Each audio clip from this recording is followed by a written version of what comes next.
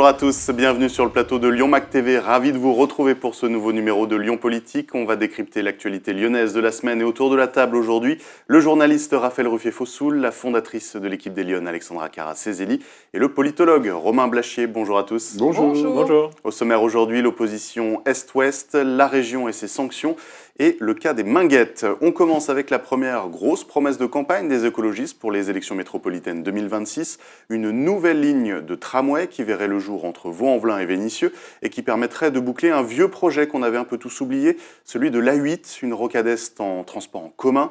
Ce tramway verrait le jour d'ici 2031 ou 2035, ça dépend des sources. Il serait connecté au T9 et au T10. Alors on sait que les Verts prévoient également une autre ligne à l'ouest lors d'un éventuel second mandat, le Théol vers Tassin-la-Demi-Lune. Ça ferait une ligne pour l'ouest, 3 pour l'ouest en 12 ans de mandat et probablement aucun métro. Est-ce que les élections vont reposer sur cette opposition entre les deux territoires, Alexandra ? Alors ça, c'est toujours la même rengaine, on va dire, à chaque élection, le combat Est-Ouest. Sur cette ligne en particulier, celle que vous évoquez, je pense qu'elle était effectivement très attendue parce qu'elle correspond, elle longe le périphérique, donc il y a un vrai besoin. J'ai compris de ce dossier quand même qu'il y avait eu un petit delta, c'est-à-dire que le maire de Saint-Priest notamment aurait voulu qu'elle puisse passer par la zone économique, c'est-à-dire que là où il y a un gros bassin d'entreprise, eh bien apporter une solution de transport en commun. Donc effectivement, on voit que ce sont des sujets et des enjeux qui prennent du temps, qui méritent de s'interroger à une ampleur un petit peu plus importante. Moi, c'est ça qui me frappe en fait sur la façon dont on déploie les transports en commun aujourd'hui à Lyon. Mais ça date pas de cet exécutif, c'était déjà le cas avant. Je trouve qu'on manque à chaque fois de vision stratégique. On le sait, on a réhabilité le tramway en 1997. C'est d'ailleurs Michel Noir qui l'avait réintroduit avec Christian Philippe. Mais parce que ça avançait. Oui, Raymond Barran, mais c'est surtout Michel Noir qui avait lancé le tramway. Non, il était métro, lui, plutôt. Mais surtout, ce que je voulais dire, c'est que, encore une fois, on le fait pour des raisons électorales, parce que ça va plus vite de faire du tramway que du métro. Quand on regarde l'histoire lyonnaise, le tramway avait été lancé en 1879 la première fois, et à son apogée en 1930, il y avait plus de 36 lignes. Donc on est revenu en arrière pour introduire la voiture, et puis après on est revenu en arrière pour se dire que finalement, par rapport au métro, on pouvait lancer du tramway. Donc encore une fois, ces sujets, ils sont primordiaux pour les habitants. Tout le monde en souffre aujourd'hui au niveau de la métropole, et on apporte des petites solutions. On essaie de faire des petits morceaux par-ci, par-là, pour donner des gages aux uns aux autres, mais en fait, en réalité, on perd du temps. Sur l'Ouest lyonnais, on devait avoir un métro que tout le monde attendait. Il y avait eu des années de concertation, tout le monde était d'accord, et puis on est revenu en arrière, et dans la précipitation, on nous a même sorti un projet de téléphérique. Enfin, voilà, ce sont des sujets sérieux qui méritent un travail sérieux, et aujourd'hui, les habitants sont les premiers à souffrir de cette situation. Raphaël, sur la dualité.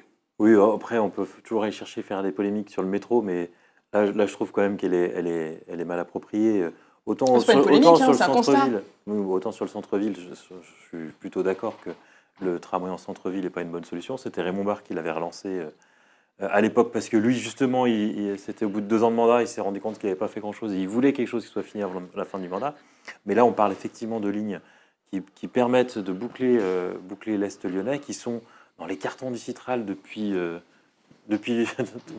ça fait à peu près 25 ans que je suis Citral, j'ai toujours vu ces lignes-là exister, et puis à chaque fois qui étaient reportées, parce que en fait, électoralement, c'est pas forcément des lignes qui seront très visible, qui ne passera pas extrêmement porteur. C'est quand vous faites quelque chose en centre-ville, toute l'agglomération le voit. Quand vous faites quelque chose entre Vénissieux et Saint-Fond, ce sont les habitants de Vénissieux, de Vaux-en-Velin, de Saint-Fond qui vont le voir. C'est un bassin électoral important. Les autres ne le verront pas.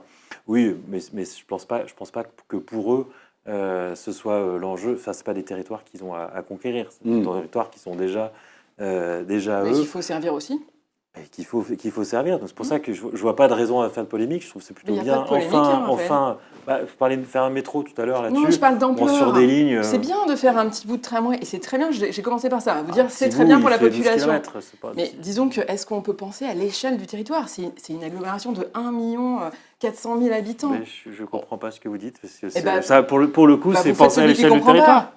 À l'échelle du territoire, ça se pense dans sa globalité. La question d'Alexis, c'était est-ce que c'est un point partout Est-Ouest ? Je pense que ça mérite de prendre un petit peu de champ et de réfléchir et de proposer des choses d'envergure aux gens. Quand vous allez à Madrid, excusez-moi, mais enfin bon, vous prenez, il y a du métro partout.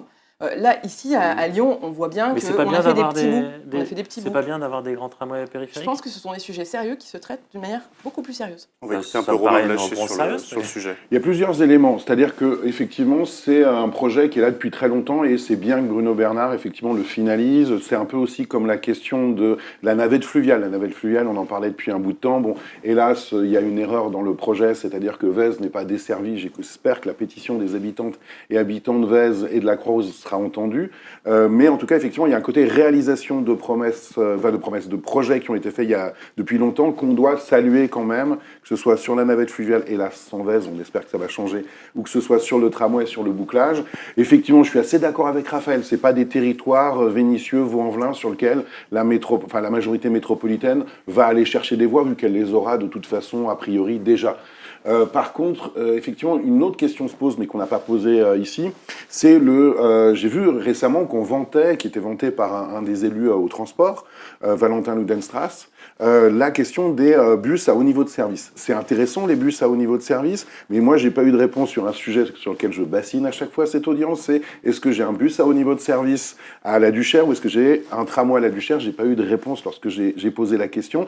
Et cette question des bus à haut niveau de service, faut faire attention, parce que Alexandra a dit à juste titre, beaucoup de gens préfèrent évidemment avoir un métro à côté de chez eux. C'est vrai que c'est plus long, c'est plus cher à déployer, c'est vrai que ça fait moins de lignes que de lignes de tramway. On ne peut pas faire autant de lignes de métro que de lignes de tramway. C'est d'ailleurs l'argument de Bruno Bernard, c'est de dire je desserre beaucoup plus de monde en faisant plusieurs tramways qu'en faisant un seul métro. Ça, c'est pas faux du tout. Mais par contre, il faut faire attention que c'est toujours vu par les habitantes et habitants comme étant le mieux le mieux le métro, ensuite en deuxième lieu le tramway, et puis là on nous crée une espèce de Ligue 3 qui est le bus à haut niveau de service. Il faut faire attention, un bus à haut niveau de service c'est très bien, c'est mieux qu'un bus, mais c'est moins bien qu'un tramway, donc il faut faire attention, parce que je vois une espèce de tentation chez certains, j'ai pas de nom en tête. Quand même, en matière de desserte, en matière de fréquence, je suis pas sûr que ce soit... L'avantage du bus, c'est la flexibilité. Je suis pas sûr que ce soit aussi avantageux, ni que ce soit vécu de la même façon. En tout cas, il vaut mieux, évidemment... Je donnerai un exemple après. Non, mais je pense au campus de Bron, qu'on a choisi de desservir avec un tramway, alors qu'avant, il y avait des bus... Sur le campus de Bron, ça se défend. Je dis pas que le BHMS, c'est forcément moins bien, mais c'est toujours vécu par les habitantes et les habitants comme un truc moins bien que le tramway, même si, effectivement, je suis d'accord, l'exemple du campus de Bron, il est plutôt pas mal pour le coup. Voilà, mais il faut faire attention à la fois à la desserte réelle et à la fois au vécu par les gens. On se permettrait absolument jamais de pas mettre de métro à Vèze, de pas mettre de métro à Bellecour. Par contre, on se permet de mettre des bus à haut niveau de service dans les quartiers populaires. Voilà, il faut faire attention aussi au fait qu'il y a une espèce d'assignation, que c'est pas les mêmes transports pour les catégories, et que faut faire attention à ça aussi, que la majorité métropolitaine qui veut être progressiste, qui est progressiste, fasse attention à pas avoir des transports pour les riches et des transports pour les pauvres, y compris pour ce qui est des transports en commun. J'en profite pour rebondir sur le terme desserte réelle. Donc je disais qu'il y allait avoir 3 lignes de tramway pour l'Est lyonnais, avec une vraie desserte. Mais pour l'Ouest, le Théol, est-ce que c'est une desserte au final? Parce qu'il y a un seul arrêt à Tassin-la-Demi-Lune et le reste, c'est sur Lyon. C'est pas une desserte de l'Ouest lyonnais. Après, il y a aussi un truc, je vais peut-être être un peu dur, mais les maires de l'Ouest lyonnais, ils vous parlent de desserte, et puis pendant des années, vous aviez les mêmes maires de l'Ouest lyonnais ou des gens des mêmes majorités qui essayaient qu'il n'y ait pas non plus tant de bus que ça pour que la population ne se mélange pas trop. Hein. C'est-à-dire qu'aujourd'hui, le discours change un petit peu, mais pendant très longtemps, je ne parle pas du maire d'Écully actuel qui, lui, pour le coup, est très sensible au transport en commun. Ça, on ne peut pas enlever le fait qu'il y a un vrai changement à Écully depuis quelques années à ce sujet-là, mais les maires d'Écully précédents, ils étaient plutôt assez contents que leur ville soit un peu enclavée pour pas qu'il y ait trop de pauvres qui viennent y traîner. Hein. Non, mais pour parler de ça, c'est quand même un comble. On a vendu pendant des années aux gens un métro qui devait desservir Tassin, Bellecour, voire la Pardieu, avec une vraie logique de connexion transversale de la ville, parce qu'on parlait pas de ça, on n'a pas parlé de ça tout à l'heure dans le plan d'ensemble. Et aujourd'hui, on leur impose un tramway qui part d'Alaï pour aller à la Confluence. Rien à voir. On a juste, encore une fois, par précipitation, par souci de proposer autre chose, juste pour des raisons, encore une fois, dogmatiques et non pas posées sur un territoire d'ensemble, on a imposé un métro qui s'appelle pas métro, qui s'appelle tramway semi-enterré. Enfin, c'est une vaste blague. On enterre un tramway sous le 5e arrondissement pour pas dire qu'on fait un métro parce qu'on ne veut pas du métro.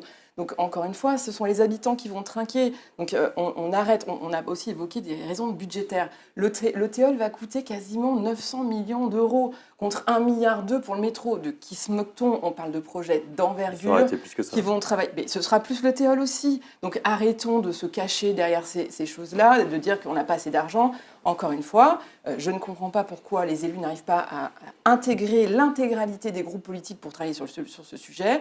C'est un sujet sérieux, ça concerne 1,5 million d'habitants, plus tous ceux qui sont à l'extérieur de la métropole aussi, qui doivent venir. On ne parle plus de P+R, on ne parle plus d'interconnexion, etc.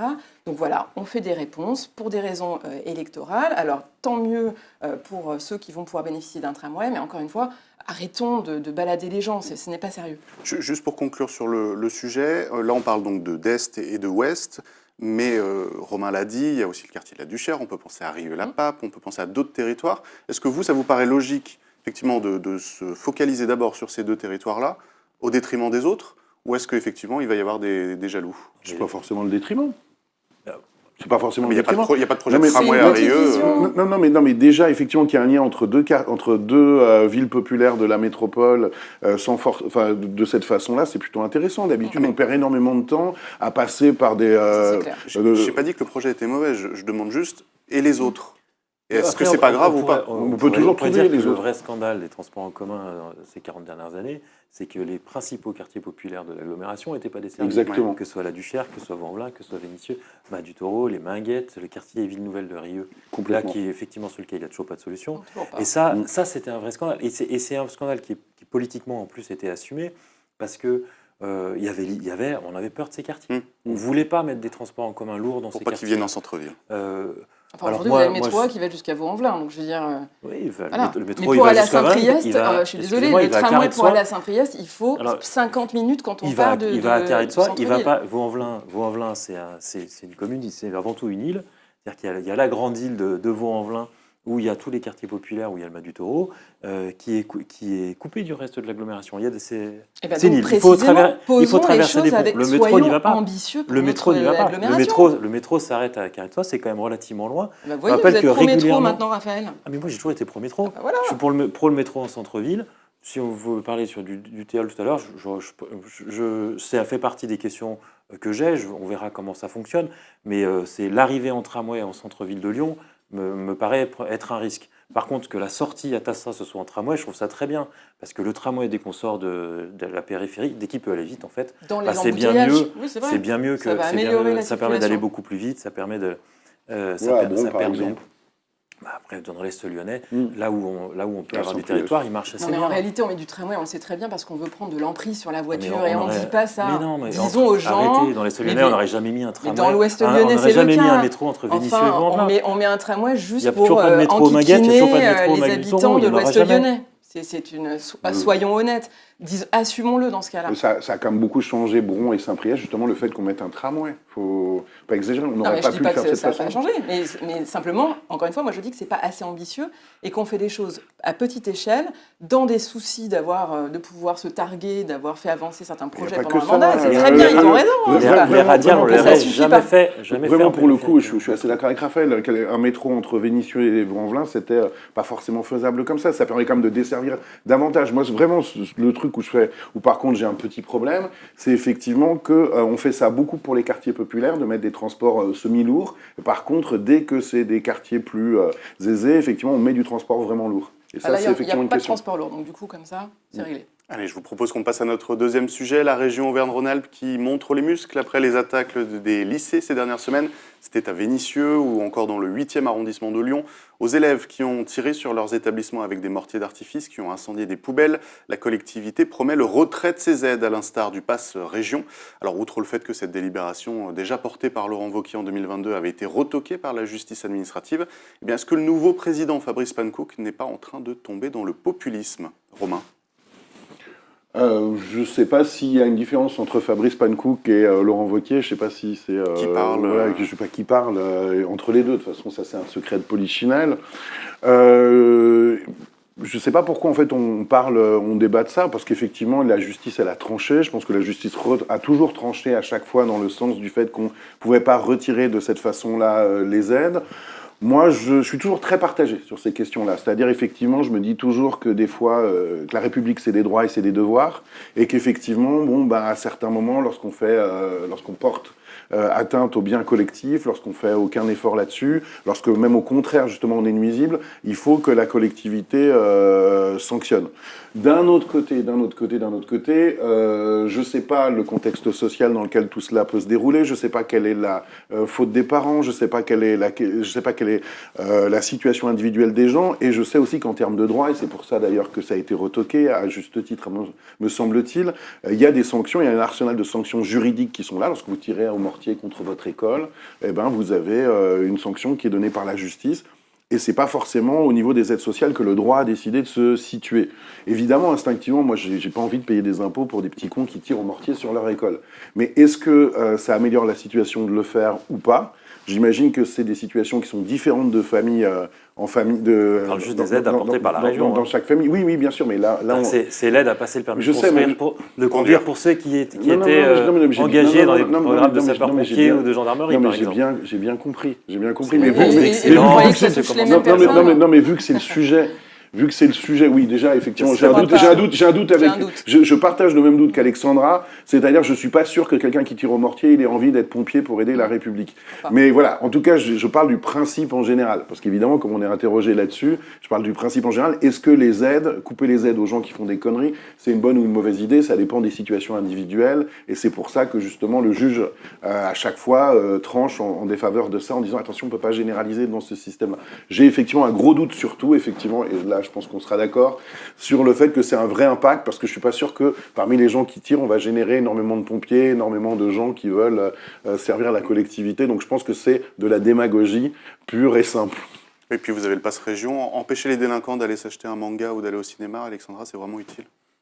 C'est pas dans la délibération, le pass région. C'est pas dans la délibération, effectivement. Non, mais ils en ont parlé la semaine dernière. Mais c'est surtout que moi je pense que ce qui est important, c'est le signal qu'on envoie. C'est pas une sanction pour une sanction, et de toute façon, dans les faits, ce sera difficilement applicable. Je ne crois pas que ce soit de la démagogie, je crois qu'au contraire, je pense que c'est bien d'envoyer des signaux clairs. C'est envoyer des signaux à leur électorat, pas aux jeunes. Il y a des droits. Mais si, je suis désolée, parce qu'en fait, à force de ne rien dire, à un moment donné, il y a des règles, il faut les respecter. Et c'est aussi une façon d'associer les parents à le faire. Alors, c'est même parce qu'effectivement, la région prend cette délibération, et je pense qu'elle a raison de le faire. Je pense que ça ne vaut pas le coup d'en parler plus que ça. Je pense qu'en fait, c'est juste du bon sens. Le maire de Rieux l'avait lui aussi appliqué pour les jeunes. Oui, mais sur autre chose. Oui, mais c'est le même principe. Ce que je veux dire par là, c'est que ce n'est pas de la sanction pour de la sanction, c'est juste pour reposer les règles, redéfinir un cadre. Et ça donne aussi l'occasion d'avoir un dialogue avec les familles, parce que souvent, les parents sont dépassés par les événements et n'arrivent pas eux-mêmes à gérer leurs enfants. Il n'y a pas d'instance de dialogue qui ont été mis en place par la région. Non, ils ont expliqué qu'ils allaient travailler avec leurs partenaires et qu'il allait avoir une démarche. Après, je ne connais pas le dispositif dans sa globalité. De dialogue, c'est plus intéressant. Donc, moi, ça me paraît juste du bon sens. Enfin, maintenant, il faut arrêter. Je veux dire, posons des règles et essayons de les respecter. Si on n'est pas en capacité d'expliquer à notre jeunesse qu'il y a des choses qui se font, des choses qui ne se font pas, et que on a des conséquences à sa conduite et à ses actes, alors mais la justice est là pour ça. Non, la justice est là pour ça. L'éducation, ce n'est pas. Mais l'éducation aussi, mais bien sûr, mais il y a tout ça. Vous savez, la dépense publique en France, elle est forte, on le sait tous ici. Et la dépense publique, elle est là aussi pour justement, en matière de justice, en matière de police, rappeler le droit. Là, je pense surtout que M. Pankouk ou M. Wauquiez, enfin la même personne, quoi, ils sont en train de parler à leur électorat et c'est tout. Après, s'il y a du dialogue avec les familles, moi, je serais le premier à dire que c'est une bonne idée. Mais j'ai pas trop vu qu'ils mettaient en avant la question du dialogue avec les familles. Je pense qu'ils veulent juste dire à leur électorat de droite, regardez, on fait des trucs, mais ça reste très symbolique. Autre chose qu'ils pourraient faire. Non, mais sur ce sujet, ils ont évidemment raison de s'exprimer, parce que ce qui s'est passé dans ce scandaleux, grave. Ça, on est d'accord. C'est inadmissible, on est tous d'accord. Les équipes pédagogiques sont traumatisées, les autres élèves aussi. C'est pas tous les élèves qui font ça. Mais évidemment. Non, puis ça fait des années que ça dure. C'est un certain nombre d'élèves qui empêchent les autres de travailler aussi, donc les conditions de travail pour les autres élèves sont difficiles. Ça, on est d'accord. Et dans des situations de crise, la parole politique, elle est toujours importante. C'est eux. Alors, ils n'ont pas la responsabilité de l'ensemble du lycée, mais enfin, c'est la collectivité qui est chef de file sur la question des établissements. C'est bien qu'ils s'expriment. Après, dans cette expression, ils ont voulu dire qu'ils ne faisaient pas que s'exprimer, ce qui est bien, et qu'ils voulaient agir. C'est là où je suis un peu plus dubitatif, parce que dans l'action qui est vraiment portée par la décision qu'ils portent, en fait, elle est à peu près nulle. Voilà, c'est ça que je voulais dire. On verra si dans les années qui viennent, il y a effectivement une bourse pour passer un permis de conduire, un permis de conduire qui est retiré. Quand on voit certaines mairies, il faudrait des bourses pour les permis de construire. C'est aussi du mentorat. Enfin, Je pense que c'est le cas où, effectivement, on va trouver un élève casseur, puis, alors qu'il ne serait pas trop casseur, parce que s'il est vraiment très casseur, il va être viré du lycée. Donc, de toute façon, il ne les aura pas, ces aides. Donc, je pense que les cas vont vraiment être très limités. Par contre, il y a des choses qui peuvent faire la région. C'est qu'on peut dire que c'est un établissement où il y a des difficultés pour les autres élèves, pour les bons élèves, pour ceux qui ont envie de travailler, qui ont des camarades qui sont quand même turbulents, et que dans ces établissements, ce serait peut-être bien qu'il y a peut-être d'autres besoins matériels.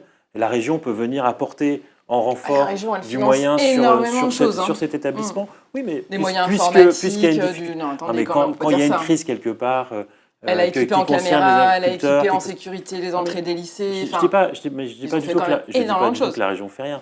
Je dis que là, c'était très bien qu'ils s'expriment. S'ils voulaient agir, ils ont des moyens de renforcer les moyens sur l'établissement. C'est pas l'éducation nationale non plus. Elle ne se substitue pas à la région, donc l'éducation nationale doit faire aussi son travail. Après, ils envoient un signal. Vous avez un certain nombre de choses qu'ils ont fait ailleurs, qui peuvent renforcer ici peut-être. S'il veut agir, le politique a les moyens d'agir. Moi, ça m'embête quand le politique fait une déclaration pour faire croire qu'il agit, et qu'au final, les électeurs voient bien que, en fait, on m'a annoncé quelque chose, et en réalité, moi, ce que j'entends comme électeur, c'est qu'on arrête de donner l'aide sociale. Non, en fait, dans la décision de la région, vraiment, les aides qui sont concernées, elles sont minimes, et probablement que la mesure ne sera jamais appliquée. Oui, parce qu'un gars qui va devenir pompier et qui tire au mortier, je pense que c'est un tout petit créneau. Allez, terminons avec la confirmation de l'information de Lyon Mag, le casino des Minguettes qui a été repris par la filiale Triangle et qui va donc en faire un supermarché halal. Impossible demain pour les habitants du quartier de Vénissieux d'acheter du porc ou de l'alcool. Le groupe Casino a indiqué avoir sollicité 280 potentiels repreneurs. Aucun n'a fait une offre, notamment à cause de l'insécurité. Et le groupe attaque directement la mairie de Vénissieux, la métropole de Lyon qui serait au courant depuis le printemps dernier et qui n'aurait pas anticipé la situation. Alors, la disparition d'une offre alimentaire complète dans un quartier de 20 000 habitants, déjà, qu'est-ce que ça peut vous inspirer? Et ensuite, dans un second temps, est-ce que les collectivités locales sont à blâmer ou sont-elles plutôt impuissantes? Alexandra. Moi déjà, je déplore l'absence de notre collègue Farid Benmoussa qui aurait pu... Ça peut nous épargner des procès en diffamation. En tous les cas, c'est près concerné. Je pense qu'il aurait eu... Il aurait été un peu punchy. Il aurait eu des choses à dire sur le sujet, donc je vais essayer de représenter humblement une partie des habitants de Vénissieux. Non, on parle d'un quartier... Tu as déménagé à Vénissieux? Non, mais simplement, c'est quand même un quartier où il y a 22 000 habitants. Donc encore une fois, c'est les habitants qui pâtissent de ce genre de décision. Donc eux, c'est les premiers à en pâtir. Deuxième chose, pourquoi on trouve personne pour y aller? Pour une raison simple, c'est l'insécurité. Il y a tous les groupes qui ont été consultés, toutes les enseignes qui ont été consultées, elles ont décliné pour ces raisons-là, parce qu'il y a des surcoûts énormes et gigantesques en matière de fonctionnement. Donc ça, c'est des choses aussi sur lesquelles, je suis désolée, mais la municipalité, elle peut agir, elle peut permettre d'offrir un environnement apaisé. Quand il y a du deal dans le parking souterrain du casino, les gens n'ont pas envie d'y aller, etc. Tout ça, ça génère beaucoup de problèmes à l'ordre public. Et puis, le troisième élément, c'est... j'ai oublié mon troisième élément.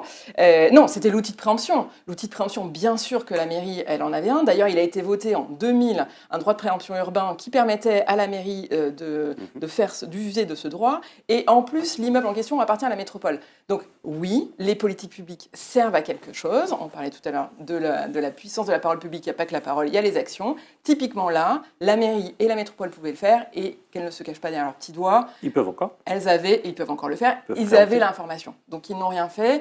Encore une fois, ce sont des choix politiques. Mais après, on ne peut pas crier au loup et dire « Ah bah oui, mais mince, je ne savais pas, je n'étais pas au courant. » Romain? C'est une question qui est assez complexe. C'est-à-dire, moi, je suis complètement d'accord avec Alexandra sur le fait que le politique peut faire quelque chose en matière d'aménagement commercial. J'ai été élu pendant 6 ans au commerce dans un arrondissement lyonnais. Je me rappelle effectivement, d'ailleurs, d'une histoire de casino aussi, d'ailleurs, qu'on avait eu à l'époque. Il y a plusieurs questions là-dessus. Déjà, le casino, ça marche pas bien parce qu'il y a eu des choix stratégiques qui ont été faits par le groupe Casino, qui ont été extrêmement hasardeux. Vous avez vu d'ailleurs que énormément de casinos ont été repris par des Intermarchés, par autre chose. Et effectivement, qu'un casino au prix que coûte un casino, c'est le supermarché le plus cher de France, casino en moyenne au niveau des prix, et pu tenir aussi longtemps aux Minguettes, c'est un miracle, parce que franchement, tu payes ton kilo de tomates 6 €, j'exagère à peine là-bas. Qu'il y ait une tentative de la part du groupe Casino de retrouver, ça je sais pas, on n'était pas autour de la table. Par contre, que ce soit le rôle c'est la déclaration en tout cas du groupe Casino, mais que ce soit le rôle de la ville, que ce soit le rôle de la métropole, d'accompagner, d'aider, de réfléchir avec les habitants sur un commerce qui effectivement est stratégique, ça c'est sûr et c'est certain. Et de sécuriser. Et utiliser l'outil de préemption, oui tout à fait, de préemption, c'est quelque chose qui est important, qui se fait d'ailleurs dans certains quartiers de Lyon, qui peut toujours être fait. Alors après, il faut faire attention que c'est très cher, surtout sur une grande surface à ce point. Elle a été cédée à 1 euro symbolique. C'est pour le coup de la collectivité. Oui, mais théoriquement, justement, des tas de fois, là pour le coup, c'est effectivement parce que c'est un transfert interne, c'est une enseigne qui appartient au groupe Casino. Il faut savoir aussi cette enseigne halal. Voilà, la préemption aurait pu coûter extrêmement cher à la ville et à la métropole. Mais maintenant, effectivement, qu'il y a cette histoire de 1 euro, le groupe Casino, il est un peu coincé, en fait. Donc en réalité, effectivement, ça devrait être le rôle de la ville de Vénissieux, notamment, de proposer quelque chose, de dire, écoutez, si c'est 1 euro, voilà. Après, ensuite, il ne faudrait pas non plus envoyer un mauvais signal. C'est-à-dire que oui, effectivement, ça peut être frustrant dans un quartier de ne pas pouvoir acheter d'alcool, de ne pas pouvoir acheter de porc, mais il ne faut aussi pas qu'on donne l'impression que, purée, surtout quand c'est halal, il faut absolument que la collectivité ne prenne pas ce supermarché parce qu'il est halal. Et on peut aussi avoir des gens qui peuvent trouver que c'est un peu choquant qu'on veuille absolument pas que le supermarché soit halal. Vous avez une partie de la population qui peut être énervée, blessée, trouver que c'est de l'islamisation rampante, je sais pas quoi, qu'il y ait un supermarché halal à la place du casino, mais vous avez aussi une partie de la population qui peut se dire, quand même, ils sont gonflés, les collectivités locales, dès que c'est musulman, ils en veulent absolument pas. Donc je pense qu'il faut aussi être un peu nuancé là-dessus. Après, il y a effectivement la problématique de l'offre complète, qui effectivement est un souci. C'est à mon avis aux collectivités, à la métropole, à la ville, au groupe Casino, alors en fait, ça dépend. C'est-à-dire que pour certaines personnes, c'est un mauvais signal. Pour d'autres, ils vont dire c'est aussi un mauvais signal que ma religion, forcément, dès qu'il y a un supermarché qui s'installe, on va dire qu'on va mettre des pouvoirs publics pour que surtout ce soit pas musulman. Vous pouvez aussi avoir ces problématiques-là à l'inverse. On donne un nom communautariste au truc. Communautariste. Après, il y a la question de l'offre et de la demande. Si vous avez des gens qui considèrent qu'ils peuvent gagner de l'argent sur 22 000 habitants dans le quartier, oui, mais on n'est pas dans un pays. On n'est pas dans un pays communiste. C'est-à-dire que vraiment pour le coup, on est dans une ville communiste, mais pas dans un pays communiste. Donc c'est pas comment dire. S'il y a des demandes pour du porc, s'il y a des demandes pour de l'alcool dans le quartier, je veux dire, il y a forcément quelqu'un qui va monter une épicerie, monter quelque chose à ce sujet-là. Mais là, si on en parle, c'est parce que ce que je dis simplement. Je finis juste là-dessus. Je dis simplement, effectivement, à mon sens, si la question c'est il faut absolument, il y a une demande, il faut du vin, il faut du porc, etc., etc. Si la métropole n'est pas d'accord. Si la ville de Vénissieux n'est pas d'accord, il m'a semblé que Madame la maire de Vénissieux, elle n'était pas d'accord avec ça. Effectivement, je suis complètement d'accord avec toi. C'est le job des collectivités de se mettre autour de la table et de trouver un autre preneur, de faire de la préemption maintenant que c'est à 1 euro, etc., etc. Je dis attention, il ne faut pas non plus aussi dire à une partie des habitants de Vénissieux parce que c'est halal, c'est pas bien. Non, la question c'est ils n'y vont plus, personne ne veut y aller pour des raisons d'insécurité. C'est pas la question du halal. Oui, mais regardez, il y a un supermarché halal qui s'installe, il va s'installer. Ça veut dire qu'il y a des gens qui veulent s'installer. Oui, mais le problème c'est pas qu'il y a un supermarché halal qui s'installe pour des gens. Le problème, c'est que en fait c'est le dernier supermarché avec une offre complète qui devient halal et il n'y a plus que du halal.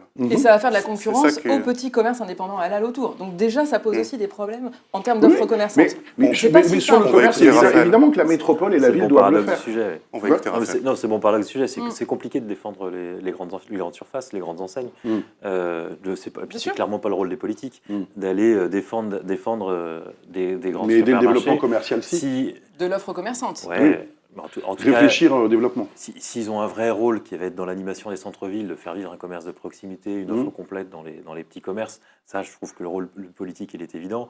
Sur les grandes surfaces, il l'est un peu moins. Et surtout quand c'est des grandes surfaces, dans cette histoire, ce qui est très triste, c'est que Casino se soit planté comme ça. Effectivement, c'est pas un hasard si Casino finit par fermer partout en France, parce qu'ils avaient fait des choix qui étaient un peu plus de qualité, mais beaucoup plus chers que les autres, en gros. Qui se sont retrouvés en décalage avec les consommateurs. Donc après, là, c'est la loi du marché. C'est pas effectivement une zone de non-droit complète. La preuve, c'est qu'il y a un autre commerce qui veut s'installer. Ils peuvent préempter. C'est pas une zone de non-droit.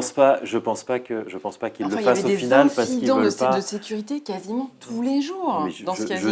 Je ne nie pas les problématiques de sécurité. Je dis juste effectivement, il y a un autre commerce qui vient.